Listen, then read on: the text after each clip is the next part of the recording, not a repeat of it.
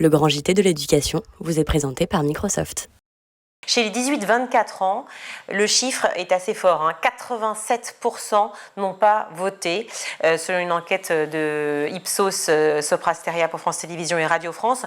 Donc là, vous pensez que l'enjeu environnemental, clairement, pourrait être un élément moteur pour amener les jeunes aux urnes ? Oui, évidemment. On rappelle la date des européennes, c'est le 9 juin. Et c'est fondamental parce que, en fait, c'est ça la question. En fait, on ne peut pas penser la question de la crise climatique qu'avec un prisme franco-français. En fait, la crise climatique, elle frappe le monde.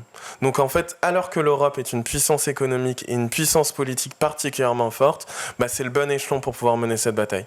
Et pour ça, on a besoin des jeunes. Alors, évidemment, c'est ce que je vous disais, c'est pas facile. C'est pas parce que je dis les jeunes vont voter qu'ils vont le suivre. Mais nous, notre enjeu, c'est pour ça que je suis là aujourd'hui. C'est pour ça que je fais un peu le tour de tous les plateaux. C'est pour ça que nous, on a fait le choix de lancer notre campagne militante très tôt. Donc, ne serait-ce que la semaine dernière, on a arpenté les marchés pour essayer justement de sensibiliser, qu'on a fait des actions devant des établissements universitaires pour leur dire, en fait, le résultat des scrutins, il va dépendre des jeunes. Il va dépendre de oui ou non, est-ce qu'on s'investit dans cette élection ? Et pour le coup, on a la capacité à agir.